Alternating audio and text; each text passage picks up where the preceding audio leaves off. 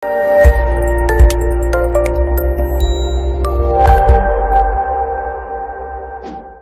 semuanya, saya Ain dan kita membuat rawatan bekam darah di Singapura. Dalam video ini saya nak ceritakan keadaan darah anda yang berbeku-beku itu.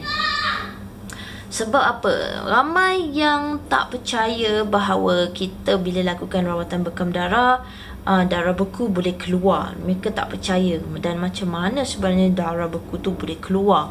Walau apa sekalipun, macam mana dan bagaimanapun, tetap saya katakan darah beku itu memang harus dikeluarkan dengan rawatan bekam darah. Ataupun anda mungkin pernah dengar al-hijamah, bahasa Arabnya bekam darah, atau bahasa orang putih biasa diorang panggil hijamah wet cupping therapy. Itu semua adalah bekam darah. Dan bila kita keluarkan darah-darah beku itu memang sangat-sangat bagus. Tapi darah beku-beku tu hanya boleh keluar dengan banyak daripada tubuh badan anda melalui rawatan bekam darah bila mana perjalanan darah anda itu lancar. Sebab bila perjalanan darah tak lancar, darah beku yang keluar itu sikit saja sebab dia stuck. Macam mana anda nak tahu sama ada anda mempunyai darah beku yang banyak atau tidak bila mana anda bekam? Sebab kita nak tahu kan. Sebab pertama sekali bila anda buat rawatan bekam, kita nak tengok warna darah itu. Yang pertama sekali nak tengok warna darah gelap atau tidak. Kalau gelap sekali, macam warna coklat atau maroon atau hitam, itu bererti akan ada banyak darah beku di dalam yang mungkin belum keluar dengan banyak. Sebab biasanya bila darah kita warnanya dah terlalu gelap, biasa yang saya tengok darahnya tak keluar dengan banyak dan darah beku-bekunya pun tak keluar dengan banyak kerana darah itu terlalu pekat dan tersumbat. Jadi saya beritahu pada klien saya jika mereka ada yang macam gitu, ada darah beku di dalam tapi belum nak keluar.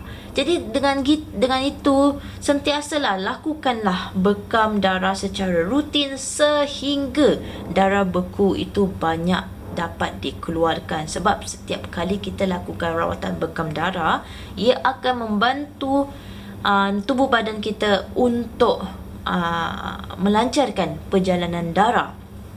Darah beku kalau dapat keluar dengan banyak, itu bererti perjalanan darah anda dah mula nak lancar. Kerana darah beku tu yang jeli-jeli tu, kandungan toksin, kandungan sel-sel rosak, sel-sel mati di dalamnya terlalu banyak dan dah lama mendak, dan jika dibiarkan lama akan menyebabkan penyumbatan. Kerana itu adalah punca blood clot yang dalam.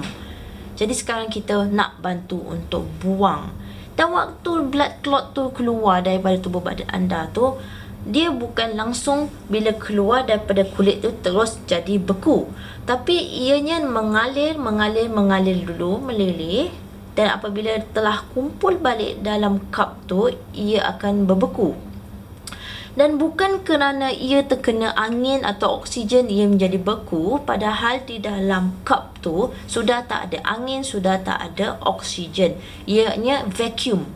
Jadi tak mungkin angin ataupun oksigen yang menyebabkan darah itu beku, tetapi ada substance, ada zat yang menyebabkan darah itu beku kembali. Jadi bererti jika darah itu dibiarkan saja dalam tubuh badan anda, ianya juga akan berbeku dan menyebabkan penyumbatan dan menyebabkan perjalanan darah terhambat dan tidak lancar, dan kemudian itu akan menyebabkan penyakit untuk timbul.